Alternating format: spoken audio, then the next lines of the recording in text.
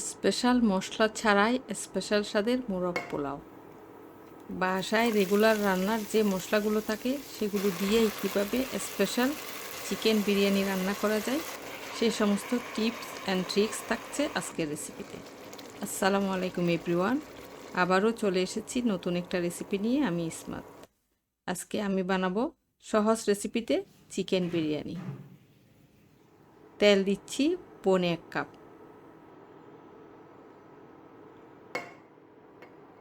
আস্ত গরম মশলা দিচ্ছি 5-6টা এলাচ, 2টো তেজপাতা, 1 টুকরো দারুচিনি, ছোট্ট একটু জয়ত্রী, একটু জয়ফল, 10-12টা গোলমরিচ, 5-6টা লবঙ্গ।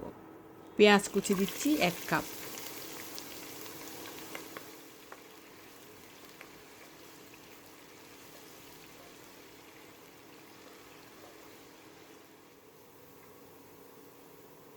এখন আদা রসুন বাটা দিচ্ছি 2 টেবিল স্পুন। 30 সেকেন্ড কষাবো। সামান্য গরম পানি দিচ্ছি যেন মশলাটা পুড়ে না যায়।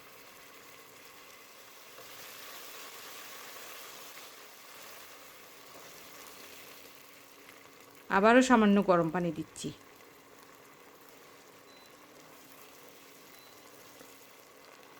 ধনিয়া পাউডার দিচ্ছি 1 টেবিল স্পুন, জিরা পাউডার দিচ্ছি 1 table spoon.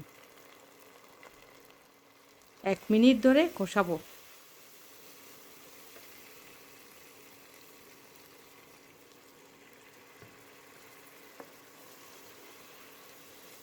One fourth cup দিচ্ছি টক দই, যেটা আমি ছোটো একটা স্ট্রেনারে রেখে ভালো করে পানিটা ঝরিয়ে নিয়েছি।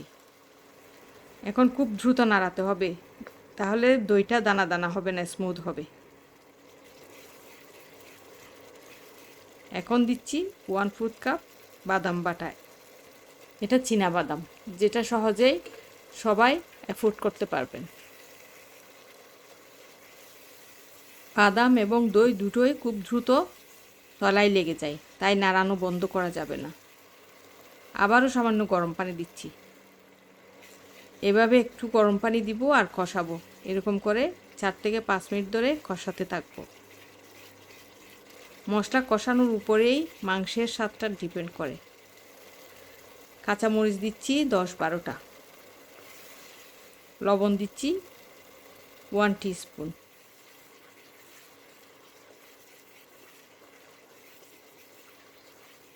এখানে সোনালী মুরগির মাংস নিয়েছি 1 কেজি। কেউ চাইলে ব্রয়লার মুরগি দিয়েও এটা করতে পারে।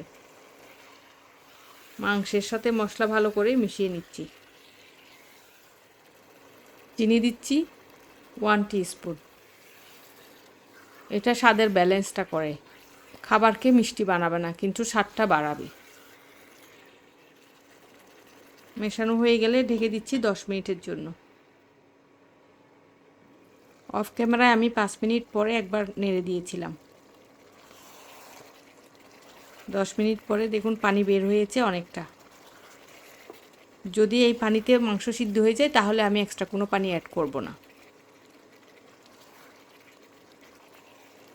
আবারও 10 মিনিটের জন্য ঢেকে দিচ্ছি। যারা রান্না করতে পারেন তো পারেন, আর যারা না পারেন, যারা একদমই নতুন, তারা যদি এই রেসিপি ফলো করে রান্না করেন তাহলে পারফেক্ট একটা চিকেন বিরিয়ানি হবে। 20 মিনিট ধরে আমি এটা রান্না করেছি। রান্না হয়ে গেছে, পানি অনেকটা শুকিয়ে এসেছে, মাংসও সিদ্ধ হয়ে গেছে। এখানে এক্সট্রা কোনো পানি অ্যাড করতে হয়নি। আপনাদের যদি মাংস সিদ্ধ না হয় তাহলে আপনারা পরিমাণ মতো গরম পানি অ্যাড করে দিবেন।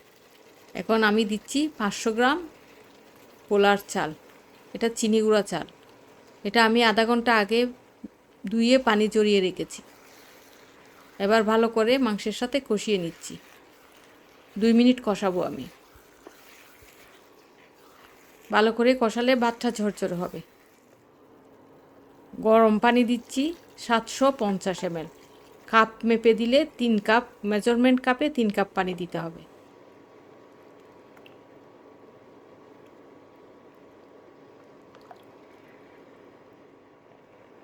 ওয়ান অ্যান্ড হাফ টিস্পুন লবণ দিচ্ছি। ঝামেলা ছাড়া সহজভাবে চিকেন বিরিয়ানি রান্না করতে চাইলে এই রেসিপিটি ফলো করে রান্না করতে পারেন। চুলার আঁচটা মিডিয়াম টু হাইতে রেখে 10 মিনিটের জন্য ঢেকে দিচ্ছি। 10 মিনিট পরে ফিরে এসেছি। পানি অনেকটা শুকিয়ে এসেছে। এখন একটু নিচের দিক থেকে উল্টিয়ে দিচ্ছি। পাউডার দুধ দিচ্ছি 1/4 কাপ। এটা বিরিয়ানির স্বাদকে দ্বিগুণ করে, ক্রিমি একটা ভাব আসে। এবার পাউডার দুধটা ভালো করে মিশিয়ে নিচ্ছি। ঘি দিচ্ছি 1 টেবিল স্পুন। গোলাপ জল আর কেওড়ার জল দিচ্ছি কয়েক ফোঁটা। আলু বোখারা দিচ্ছি 4-5টা। ঘি যদি না থাকে তাহলে আপনারা স্কিপ করতে পারেন।